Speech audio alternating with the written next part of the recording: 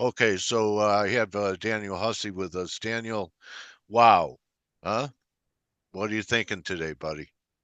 Well, um, not a lot of thinking actually. I'm trying not to use my brain as much, and there's kind of a joke in that because, right, these markets, like you can put all this homework in, and then in 10 seconds, 10 seconds later, somebody tweets, and everything you did is right out the window, right? But jokes aside on that, I think there's an objective way Sometimes to it look at these goes. markets. Sometimes the I mean, uh, you know, uh, the bearish move in dollars shouldn't have been a surprise to anybody. It's been trending down for a while, no divergences. Now we might be seeing some kind of climax, but haven't any tweets gone your way in the last 4 months? Yeah, there's been a few instances where you catch you're on the right side of that market, but not necessarily, right? I haven't been positionally trading some of the markets that I think are really exposed to that, like, the Yeah, equity indices or the dollar directly. For those that are unaware, I'm a commodities and futures broker. I specialize in, on the physical commodity side, on actually helping producers hedge their financial risk, farmers hedging their grain, metal producers right. hedging their metal, oil producers hedging their oil, right? And so we look at the dollar as a barometer for our trade expectations and the export numbers that we look at. I think I got my chart up. Can everyone see that? Don't you think that Um, Americans should be hedging their dollars? I mean, it's it all of their net worth is dollar denominated. So even if they have a, 10% gain in the market, the dollar has declined 10% or more, absolutely, and 13%. and that's something that Americans are oftentimes kind of. I don't want to say we're ignorant, but we're not very versed in the idea of currency hedging. Every other nation around the world understands that concept, particularly island nations, right? They understand that their currency is not the dominant world trade currency, and because of that, it is susceptible to trade Turkey. imbalances. Turkey's a great example, right? Um, they are have to import certain things. They're forced to import certain things, and then likewise their currency and labor markets are constrained for other reasons, and so they're left with this kind of one-sided trade imbalance. Japan's another good example. A shrinking economy that has a shrinking population that has had to effectively continue to print money, right, to stabilize uh, um, um, their their um, their net inflows for GDP. But ultimately, you know, we forget as Americans that there are, one, other countries out there sometimes, and two, there are other currencies out there that are also ample to trade in. And protecting the dollar, Dale, I think is it's a two-way street, right? Do you do that against other currencies? Does an American buy euros? Do we buy yen? Do we buy Australian dollars? Or we buy Swiss francs? That's one way of hedging the dollar, but you're also You only could buy putting. metals. Absolutely. You're only putting all your eggs back into one basket, which is like, you know, Yeah, fiat currency, right? yeah. So having real assets is the only true hedge against that basket of currencies. So when we talk about the dollar, it's like there's often a couple conversations to be had. What's the value of the dollar index here versus other currencies, perhaps? And this is many. I know I'm preaching to the choir. Everyone here knows what the dollar index is. But it is, at effectively, a 5 year, um, has broken, out of a 5 year or down out of a 5 year cycle that ultimately we should, I think, have stayed above. If the dollar was going to go into a longer term pattern of strengthening, I don't believe we should have fallen back below the 100 figure. And that represents, I've got a big daily chart, a weekly, continuous chart out here. And what I want to point out is these ranges. And every time we come together, we look at these because it's the longer term picture for the dollar. Could you say we're into channel support for the dollar on the weekly chart and the monthly? Sure. But I also am not willing to step in front of a giant weekly downtrend and say the dollar's about to strengthen. But you do have to at least acknowledge the fact that, hey, the market has sold off in the dollar. We broke below key technical levels. We're now kind of flagging and staying below that and putting continued pressure on lows. I mean, this is a downtrend until it's not, unfortunately. And I think that's something you have to realize. So that's the dollar versus other currencies right now, right? And it's being devalued. And that's not a great, sign for the strength of the dollar or what we as Americans, want to think about or see, right? So you could hedge your dollars versus other currencies by buying euros, CAD, Aussie, or selling the Dixie. And you can also hedge your dollars against, real assets like metals. The gold and silver, for example, platinum, palladium, they've really started to take off. Gold is your uh, the big Kahuna. brother. Yeah, the big kahuna in that bunch. Platinum, palladium are two that we always want to talk about because they're kind of the up and comers. And the reason I say and kind of leave silver out of this equation is because, well, two reasons. One, the price of silver has just not responded to this rally and gold, platinum, palladium that we've seen. And two, unfortunately, silver production is just way too heavily supplied. There really aren't shortages of silver. There might be short-term shortages, but we can mine more silver way more readily, easily, and available than gold, platinum, or palladium. And that's a big reason why we're seeing those Uh, three metals really take off. And I I keep believe, reading the Mhm. narrative as a supply deficit in silver for like months and Yeah, years. there is and there isn't.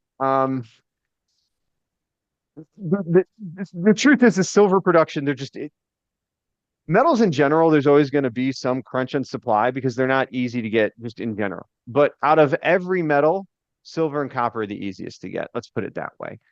So they're going to be, when prices rise, they're the metals that ample supplies are going to hit the market before gold, platinum, palladium will, right? There are bigger shortages in those three metals, is I guess the point that I'm trying to make. Um, and palladium and platinum are two that have far stronger industrial uses. I'm not advocating for a long of palladium or platinum just yet, or now, but I am wanted to point out that there's a reason that those two markets well, at least platinum in this case is holding up far better than silver because of that demand, because of that shortage, and because hey, the market's now starting to look for alternatives to gold, which is what I was trying to bring back full circle here, which is gold's had a great run. I think gold can continue higher, but this is a parabolic move. And any trader worth their salt knows on a long enough time frame, right? There's going to be some nasty pullbacks. Don't get me wrong, they're probably pullbacks to buy, but pull back to 2,600 on gold and still rally all the way to 5,000. That wouldn't be out of Right. the question on a big I monthly, like that weekly narrative. chart. Yeah. You know, that's not out of the question. We're still in a bit of a bull flag. Looks like it wants to break out still for another high, as the chart looks and reads right now. But Yeah. this is a far different looking chart at highs, looking like it wants to break out versus silver, which, yes, it's at a relative high. But when you go back out to that weekly and monthly chart, silver is nowhere near its all-time highs yet. And I do believe that silver, platinum, palladium are looking for their kind of last hurrah move to catch up with gold here. But traditionally, I want to point out that that's also usually the kind of the end for metals. Silver is the fat lady that sings, so to speak. And there's a reason silver prices didn't hang out above 35 to $50 the last time we got up here. It's because there are ample supplies that can come and hit the market once effectively the JP Morgan short gets covered, which that's a whole nother story. The Goldman and JP Morgan rolls in the metals. But needless to say, it looks like we're in a period where platinum, palladium, and silver are going to be playing catch up a little bit with gold. But I am cautious to note that we could be coming towards the end, I think, of those cycles. And that's something to kind of pay attention to, folks. Um, that blow off when platinum and silver go, that could be the end when it finally goes. So I like the divergence we had in corn this week at the Sure. 430 level on the 4 hour. And on the weekly, if we could close by tomorrow over 436, we'll have a 2 week reversal. Yeah, and Yep. Go ahead. uh-huh. No, I was gonna say, and today we have a WASD report, the June WASD, which is the World Agricultural Supply and Demand estimates from the USDA. The USDA once a month gives us a balance sheet update. Because row crops, for those that are unaware, only really come off the field twice a year. In other words, corn, there's a harvest in South America and there's a harvest in North America. Outside of those two harvests, no more corn is produced every year. Same thing with soybeans. So twice a year, we rebalance that balance sheet. And then in between those periods, we get these reports from government agencies that try to tell everybody how the crop's going and what the estimates are. We know how many acres were planted.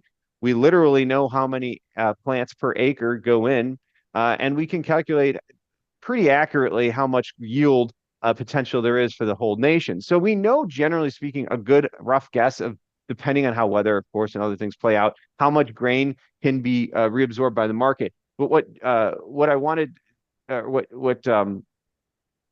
this report today could show is changes in what some of those expectations are. In other words, how well did plantings go over the last few weeks? How many acres did we get in for corn? And the divergence that Dale's talking about, you can look at December or July corn. They're very similar charts right now. December corn represents corn delivered in December. In other words, after this next harvest. So it represents the price of corn with everything we have left over that's in a silo right now being stored, plus all the new production. So they're saying, corn's gonna be worth 440 right now at that time. Obviously, this is going to change. We're 200 days away. It's got a lot of moves. But the divergence that you're seeing off of the, supportive lows here around 420, 430, in both these charts correlating with that 55-day moving average, a bit of a 50% pullback after, getting a nice kind of bounce off of the lows. And by the way, when we look at a larger weekly continuous chart here for July corn, you can see how we have these big moves higher that correlate with both weather events and global, events that cause, I don't want to say food shortages, but demand for food products or agricultural products, or now, row crops becoming more energy oriented, energy product as well. In 2022, the war with Ukraine, Russia, through 2020 through 2021 put a strain on row crops. We also had tight supplies globally. So we're coming out of a period of kind of peak inflation again. We went into this kind of disinflation period, and now we're finding where what we like to refer to as like, where is that commercial demand, right? Where do these commodities, how far down do they go to the point where commercial interests go, no, no, no, it's so cheap, I'll buy all of it because this is, there is profit margin to be had with corn at 440, for example. And whether that's feeding it to cows, chicken, or turning it into ethanol for fuel, there's value in corn down at these levels. And that's what we believe we're starting to see around this $4 area. So that divergence you're seeing, that oversold nature in the RSI, price unable to break to new lows with this oversold condition on the weekly, and I believe the daily, if we look at the daily too. Yep, there it is. It was the See this 4 hour divergence? that 4 hour that gave me the divergence that Sure. I was And looking I'm for. seeing it. Yeah, and I'm seeing it Down lots there. of places here, right? Yeah, You yeah. got this oversold condition, and it just That was cannot the keep pushing to divergence new lows. at Yep. new what let me ask you, Daniel, what is the agricultural community? What are their thoughts? Are they even talking about the fact that a Chinese person was arrested with fungus that could uh, ruin the crops anywhere Yeah. planted? I mean, if there's one guy, how do you defend yourself against something like that? It it doesn't make sense. The motive isn't there. So China doesn't have a vested interest in destroying our crops. They buy all of our crops. They're our biggest customer. Would you go into your grocery store, your local grocery store, the only place you can buy food, or one of two grocery stores in your local area you can buy food, and would you poison all the food? It doesn't make any logical sense. There's no motive there for China to disrupt our agricultural world. That's Well, what that's they've certainly been buying a lot of farmland. Sure. Yes and No? no. That narrative's a little overdone. The amount of farmland China Okay. owns is so minuscule that it's not even a drop in the bucket.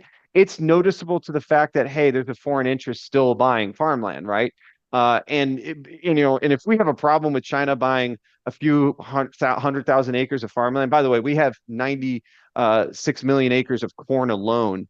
Okay. It's we're talking they own Fractions. less than Yeah. 1% of 1% of 1%, right? Okay. So that being said, not to say that there couldn't be a trend there, that they couldn't all of a sudden just start gobbling up land. I think it's worth a conversation, but they have by no means any economic means to do anything there.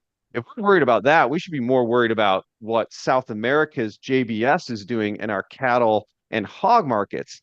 We don't have US produced beef anymore. USDA prime is a joke. All of those ideas are a joke. And the reason being is because all of these companies are owned by South American companies. All the meat you buy that at the grocery store is actually being produced. It may be being produced here in the U.S., but it's the company that owns it, that owns the slaughterhouse, the production that brings it to table is a South American company. So we cry about China owning a few 100,000 acres of farmland when our meat markets are completely controlled by foreign interests.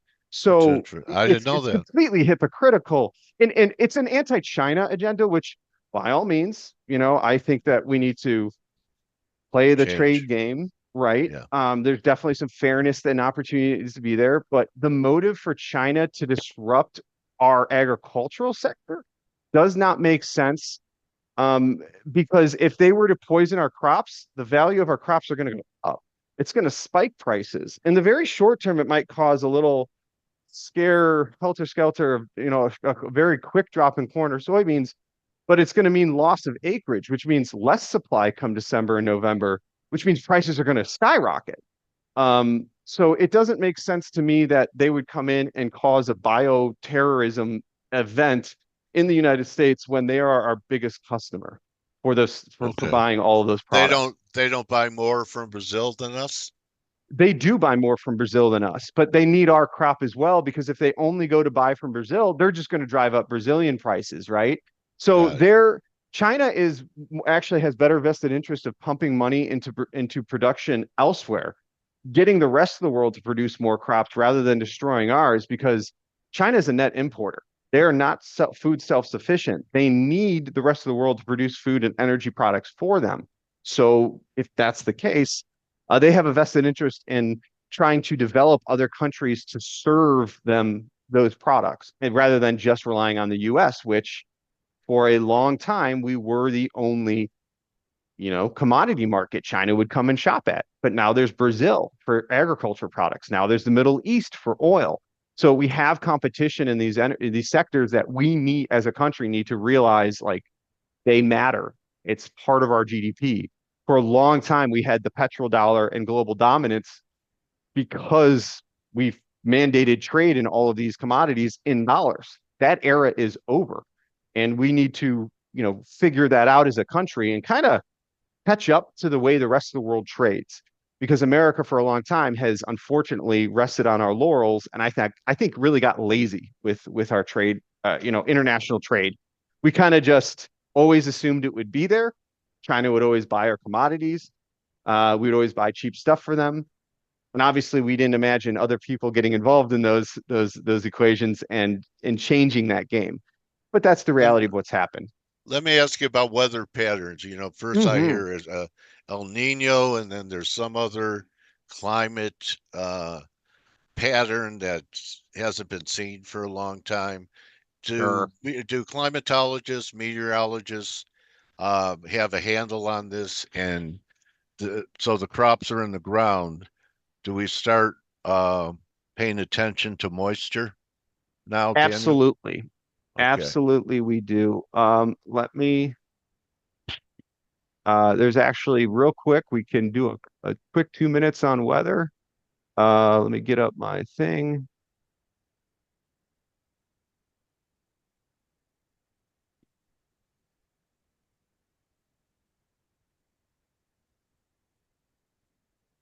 All right. So maximum weather temperature forecast over the next week, we're pushing up into the 90s. Uh, you know, it's pretty easy to follow weather in terms of across the country Yeah. and different patterns. These are all things I look at. Um, at certain levels, right? We look for air movement to bring in, moisture. We're seeing a lot of that still up from the Gulf, right? All of Yeah. Yeah. this warm, moist air coming up from the Gulf is bringing rain across the Midwest. We watch, daily weather systems as they develop and bring rain, and we know that like basically Iowa, Illinois, Nebraska, like all of our corn is grown right here, guys. Yeah. This area of the country is where you watch. So whenever you see weather systems go through here is when you pay attention. You're seeing a lot of, good rainstorms go through That's at a good. time. Exactly. It's great for producing a crop. But what we see, the result of that is prices that have ultimately, been pretty, Under pressure a little bit. pretty well under pressure, right? Every Yeah. rally in soybeans and corn has been sold into But so far. the narrative was so negative in grains after the tariffs, Correct. and that there's even a sub farm subsidies in the big beautiful bill. So people are, saying, "Oh, the poor farmers," and uh, we didn't make new lows after that. We were putting Mm, in higher lows in a few of them. Beans aren't making new lows. Wheat's probed it. Corn is way above it. So with all the backdrop narratives, bearish narratives, they're acting okay. Yeah, farming's tough, right? You got to remember input costs have been high, nitrogen costs, all these other things have been very high too. So prices of corn have come down while input costs have gone up. What a Over the same, squeeze. right, exactly. It's always a two-way street on this stuff, and that's where risk management like to, kind of preach to the choir of Yeah. what the value of what I bring to the table for folks is that we look at that. It's a balance sheet approach. You've got input costs on the low end, and you got sales revenues of your outputs, and you've got weather and other things that affect them in between. 6 to 10 day and 8 to 14 day forecasts, good precipitation outlook with 6 to 10 day and 8 to 14 day forecasts at or above temperatures. It Okay, means here we go. you're getting a lot of good sunlight, good Yeah. heat, not too hot. You're also Yeah, you're getting good weather, I good think rain. August is when we have to worry because I remember being on the floor when we were in the bull market in beans, and that was by the rain breaks. So anytime we had rain during the bull market, beans would sell off. It was a dip to buy. Yep. Okay. And here's something I do to that exact point is I watch this drought map, right? We got Nebraska in a bit of a drought, parts of the US. Good chunk of our corn growing area on the Western Belt here is still actually in moderate to abnormally dry drought conditions with some severe drought through Nebraska, which is kind of normal for Nebraska, if I'm being honest, because it's all Yeah. dry land and it's just a Yeah. more arid climate than Iowa, Illinois. Anyway, long story short is you watch this area and this area that's a problem spot. If you start to see rain come through here, that's going to mean some improvement. And that's where then Right. I turn around and watch, okay, we watch the drought map to know where the problems are areas are. You can watch this week over week to see how it changes, but then you also come in here and I like to watch, maybe going back a week or so um of just want a week. Come on. Anyway, you watch these this 24-hour precipitation mapping that you can pull up, and you can see literally well, of course, now it doesn't want to work for me. There we go. We're gonna have a week worth of data up here. You're gonna see across the country, you've got anywhere from 0 to up to 5 inches of rain, and each little weather station will give you its data readout here in a second. Of course, it doesn't work when I want to show you, but the idea is if you overlay right the last week of rain we've gotten with a drought map, you kind of tell where places are getting improvement or not. And so that's how we, pay attention to that weather, Dale, that you were mentioning of trying to determine, okay, hey, if we're in a drought situation over the next few weeks, if we see really dry conditions continuing with no rain in the forecast, well, there's a fundamental story of why weather premium should be baked into corn and Yeah. beans and wheat, right? Maybe prices Baked. will go up Yeah. baked literally, right? Yeah. And then Yeah. you know that, hey, the second you see that rain come or it pops up in the forecast, you got to be weary because your narrative might change there. And you can see here over the last week, very little rain out in Nebraska, less than an inch, where all places through, Oklahoma, Missouri, Illinois, we got about 5 inches, solid 5 to 14 inches of rain throughout that the Illinois and mid Mississippi River Basin. But we're going to be watching for some of these areas that over the last week have only gotten an inch to two of rain. If a week from now they haven't gotten another inch to two of rain, you want to see about an inch to two every week or two for corn and beans to really thrive. And anytime we see that dip in the weather patterns, we know that there's probably going to be some weather premium built in. And so that's fundamentally kind of how we think about the way the market's building in something that's very hard to price. But if there Okay, was a way to Daniel. look at how it's changing, that's how it's done, folks. Okay, so Daniel is a futures broker, Yes. and so if you're interested in trading futures, give Daniel a call, and you can see he's all over the fundamentals. You know what? After watching your presentation, and what farmers have to go through, I'm so grateful for what they do, but I prefer just, I'm glad that all I have to do is click my mouse to be long Yeah. corn. Right. Yeah, God, what a life. It's tougher, it's a tougher life than being a trader, and It that's it not is easy because they either. have to be. It's funny. I often talk with my farmer clients. You know, they wear many hats, basically three hats. They've got to be an agronomist. They have to know Yeah, biology. They got to know how to farm. They've got to be a mechanic because they're working with heavy machinery that breaks down. That is all the time. You know, combines are complex engineering pieces of equipment. And then they've got to be a financial guru and marketing professional. You can't be all three of those things. You got to hire out. If you're not a yeah, good farmer, you rent out your land. If you're not a good yeah. mechanic, you find the best mechanic. And if you're not good with your finances or that balance sheet approach to managing risk, you work with a risk manager or a broker like myself that can And help you with that. when prices are good, it's usually you don't have the supply to sell. And That's when the right. crops are good, you don't get much for your crop. You're absolutely right. It's a feast and famine lifestyle, Yeah. right? You don't have the crop when prices are good, and and when prices are really good, you have too much of it to sell. And so David while you're worried Fox about, want, yeah, David Mhm. Fox wants to know where to follow you, Daniel. We're running a You little can follow over me here. on Twitter at Daniel Hussey Jr. You can also find me on LinkedIn and Facebook at Dan SOTD, Dan SOTD. That's Dan Strategy of the Day. Yeah, dhussey at Okay. Zaner.com to send me an email.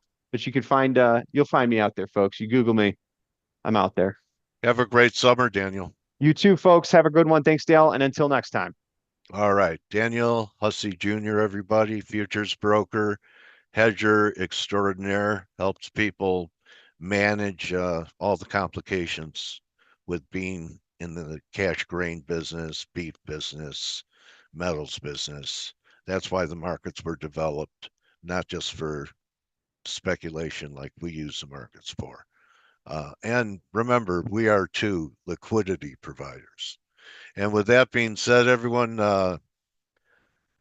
don't just count your ears of corn, count your blessings, and see everyone tomorrow.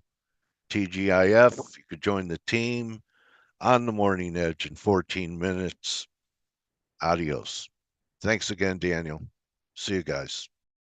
Hey traders, this is Blake Morrow with Forex Analytics. Thanks for stopping by our YouTube channel. Don't forget to like these videos, share them, and subscribe to our channel so you don't miss any of the content that we provide here for free. Thanks for stopping by. I'll see you in the next video.